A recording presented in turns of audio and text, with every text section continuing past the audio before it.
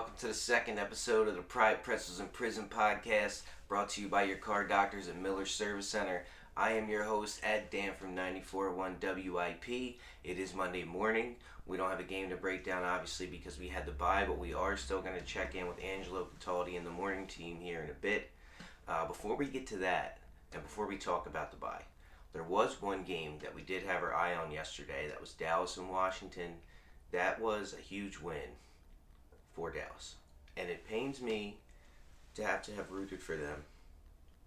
However, they made it easier. Dak looked terrible. And McCarthy, I can't stand that guy, and he stinks. So it wasn't as hard to swallow because of how bad they played, and they tried to give it away. But them winning was huge for us. It helps us in our playoff race, and it now makes our Week 18 matchup with them meaningless. I don't expect them to start a lot of their guys. So I think that makes that game much more winnable for us, and it will mean something for us at the end of the year. So that was huge for us. We actually won even though we didn't play. All right, moving on to the bye week.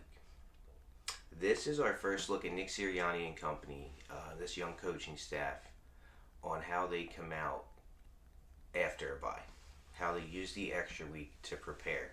Here's why this is important. Up until 2017, we were 21-7 when coming off of a bye. Since 2017, we're 2-3. So we really flipped that script. If we come out after having an extra week to prepare, if we come out flat, or our game plan stinks, right? Or we commit a bunch of stupid penalties, we're just not ready to play, it's not going to be good.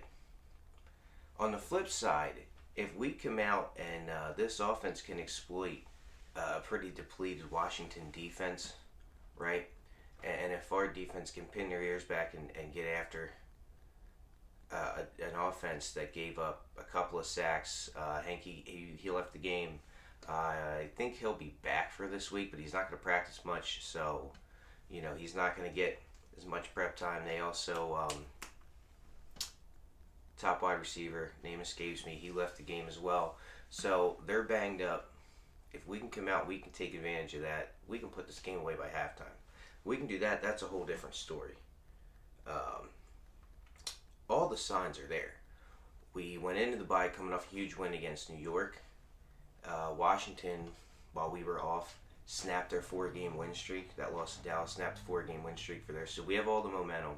If we don't come out and take advantage of that and put this game away, that's going to be a problem. Here's why I'm concerned. We saw them come off a mini bye week 7 against the Raiders. They played Tampa Thursday the week before. They had an extra couple of days to prepare. They had 10 days before they played the Raiders, who had just fired John Gruden, their head coach. And we stunk, right?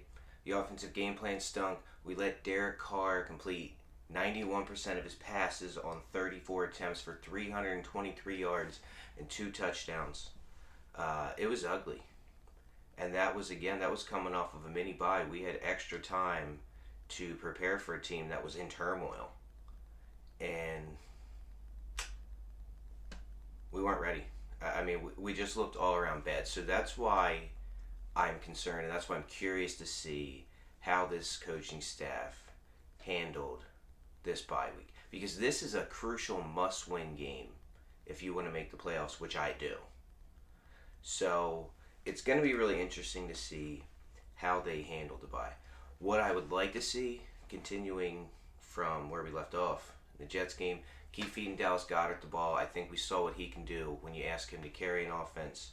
I don't want to hear that it's the Jets, okay, because I don't think Washington's defense is much better. So if you feed him the same amount in this game, I think you're going to get the same results. You just paid him all that money, and I think he showed you why. I think he's a guy that can carry your offense, so I want to see us continue to feed him the ball.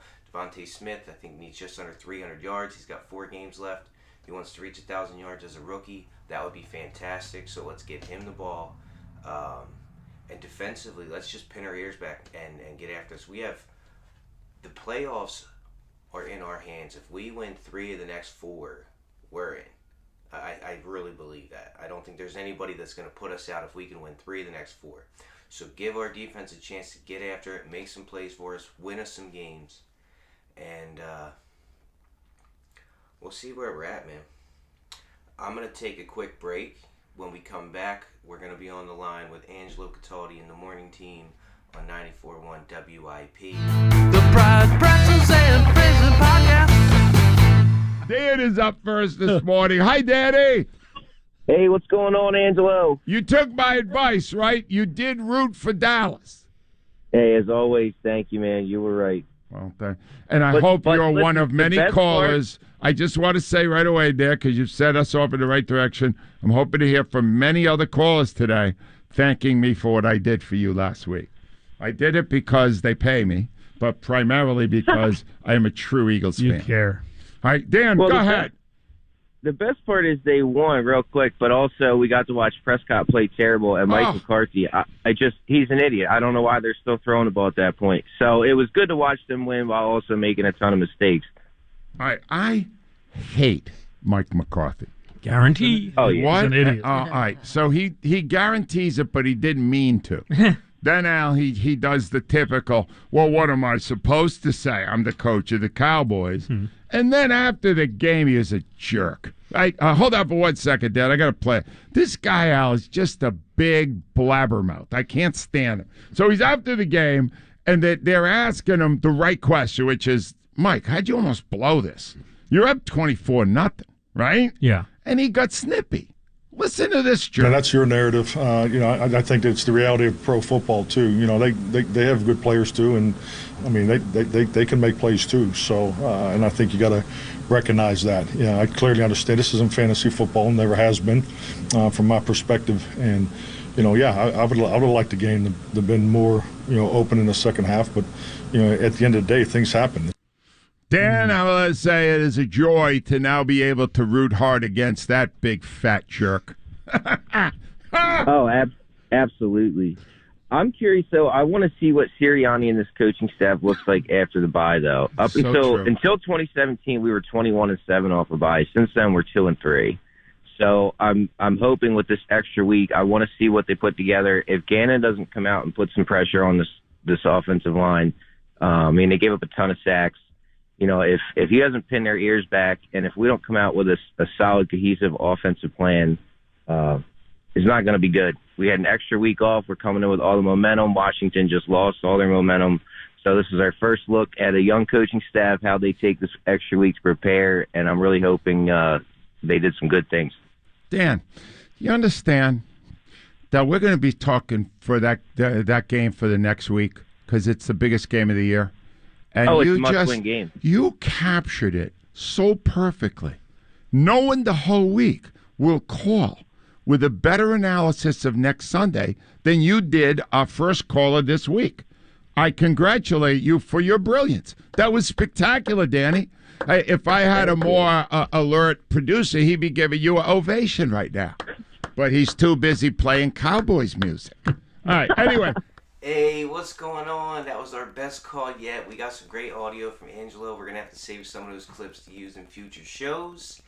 That's what I'm talking about. That's the kind of insight you're going to get here at the Pride, Pretzels, and Prison podcast. I've been your host, Dan from 94.1 WIP. Our show is brought to you by Miller Service Center in Gap, 717-442-8285, or find them online at www.millerservice.com.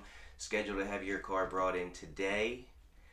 I'm your host. This has been the Pride, Pretzels, and Prison podcast, and this has been some time out of your life that you can never get back. Have a great week. Dan, you understand that we're going to be talking for that game for the next week because it's the biggest game of the year. And it's a must-win game. You captured it so perfectly. The Pride, Pretzels, and Prison podcast. The #1 Eagles podcast. Coming